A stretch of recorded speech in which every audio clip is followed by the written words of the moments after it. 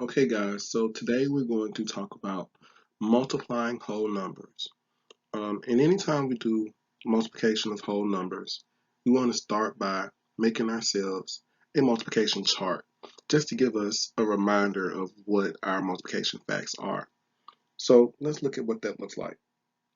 First, I draw a horizontal line, and then I kind of draw a vertical line with a little spot on the edge to put my multiplication sign. So I remember that the operation is multiplication. And then I fill in my numbers, leaving enough space to be able to write the rest of the numbers inside the box. So I'll go across the top line and we'll go up to 5. So I'll do 1, 2, 3, 3, 4, and 5. And I'll do the same down the, the vertical side. So I'll do 1, 2, 3, 4, and 5. And on the inside of the box, I'll start doing the multiplication. So 1 times 1 is 1, 1 times 2 is 2, 1 times 3 is 3, and so on. And this is easy to do if you do skip counting. So I'll do the 2's line, and I know that 2 times 1 is 2. And if I skip count by 2's, I know the next number is 4, the next number is 6, 8, and 10, and so on and so forth. So we can finish this out.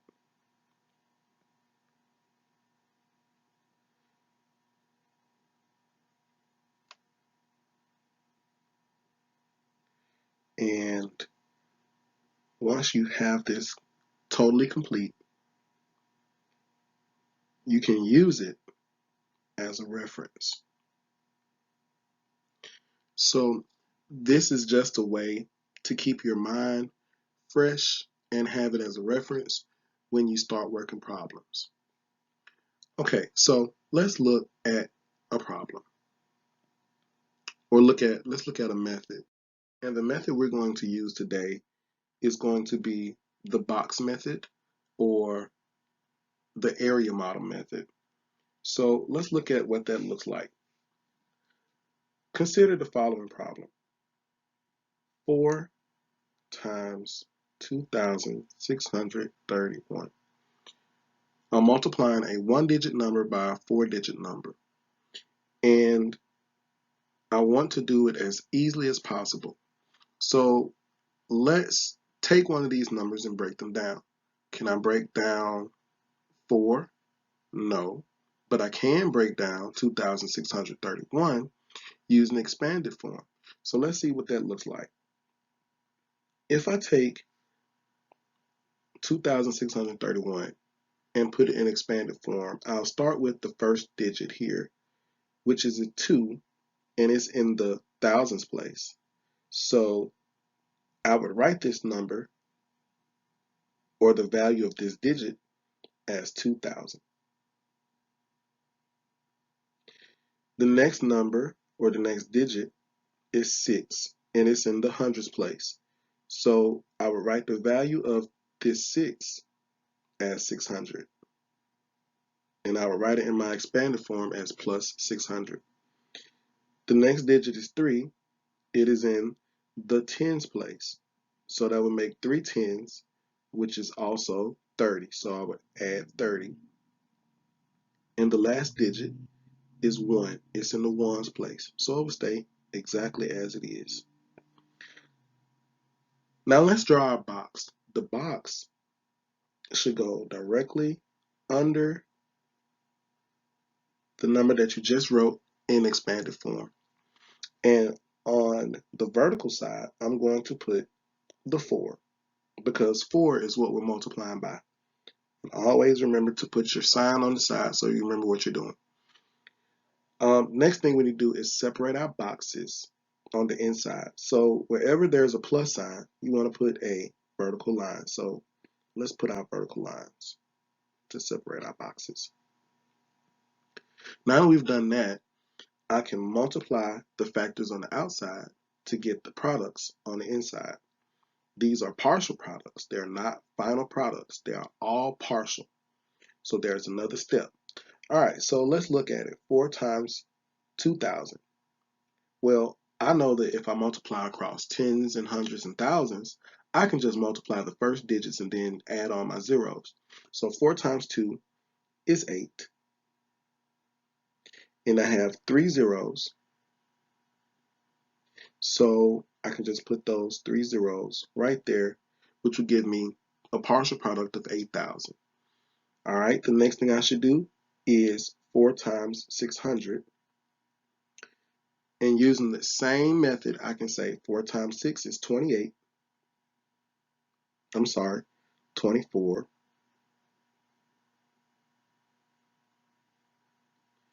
And I have 2 zeros.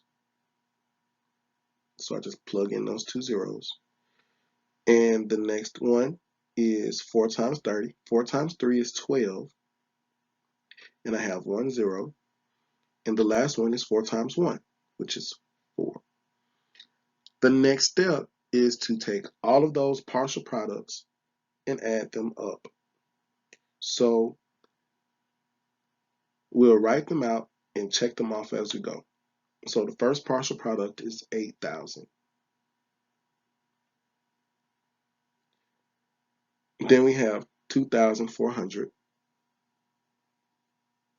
And always remember when you're doing your problems to line them up by place value, because if you put them any kind of way, you're going to possibly uh, add wrong. So the next one is 120. The last one is 4. And remember, we're adding here. So 4 plus 0 plus 0 plus 0 is 4. 2 plus 0 plus 0 is 2. 4 plus 1 is 5. 8 plus 2 is 10. And then I'll put my comma there.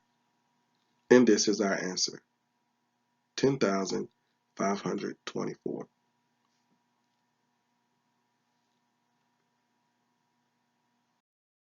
So let's look at a problem, a word problem.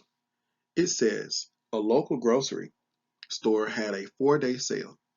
If 5,487 customers visited the store each day, how many customers visited the store during the entire sale? Well, word problems are a little different. So we want to look at the important information. First of all, I know that the store is having a 4-day sale. So I know that one of my important parts will be the fact that we're having a 4-day sale. So one of my factors will be 4. Then it said that 5,487 customers visited the store every day. So this is also important.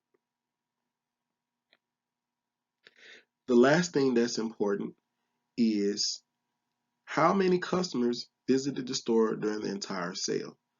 So some people may think, okay, I'm going to add 5,487 plus 4. But no, remember that the same number of people visited the store each day. So I'm going to have to multiply. So let's look at setting that problem up. I know that there is a 4-day sale. There was a 4-day sale. And 5,487 customers visited each day.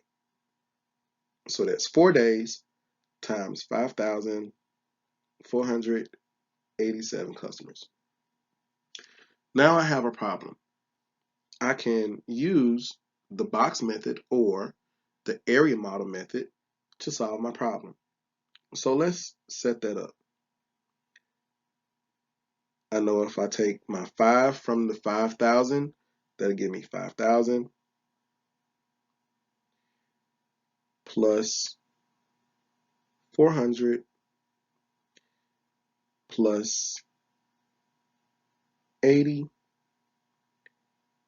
plus 7. And the next thing we'll do is draw our box and our lines. And we're going to put our 4 on the outside and put our operation up there. Let us remind that we're doing multiplication. So now let's multiply. 4 times 5 is 20. And there are 3 zeros on that 5,000. So I'll need an additional 3 zeros in the problem, in the product there. 4 times 4 is 16. And I have 2 zeros. So I'll need an additional 2 zeros and I'll add my comma. 4 times 80, which is 4 times 8, which is 32. And 1 zero, which gives me 320. And then 7 times 4, which is 28. Now, since I have all of my partial products, I now need to add all of these partial products together. So 20,000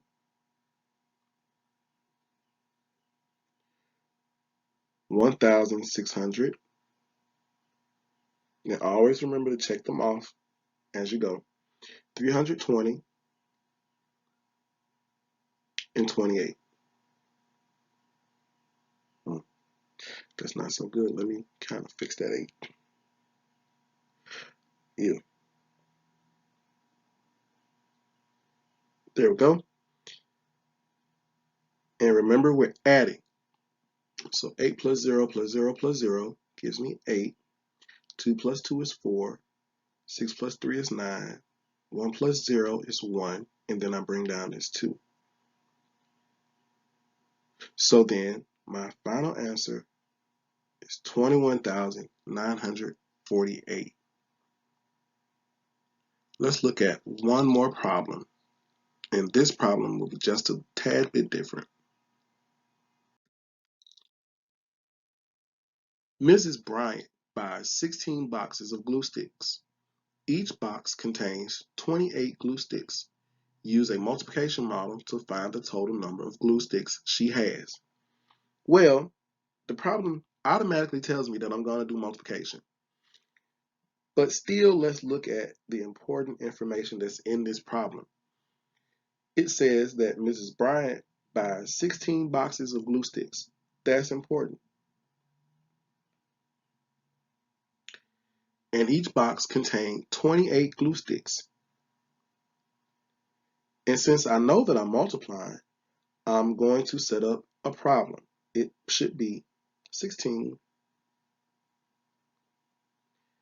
times 28. Now, let's find the total number of glue sticks Mrs. Bryant has. Okay, so I know that I can break down my numbers by place value. So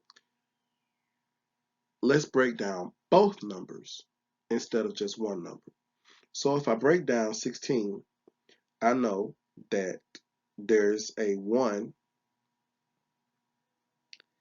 that's in the tens place, so that'll give me 10.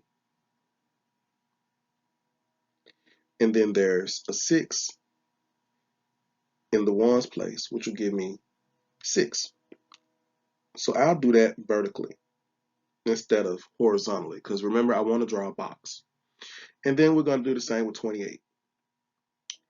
There is a 2 in the tens place, which will give me 2 tens, which is also 20.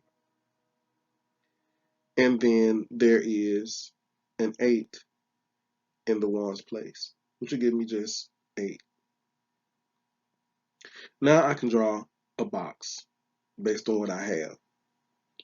And remember, you're going to always put a line where you have plus signs. In this case, we have a horizontal line as well as a vertical line.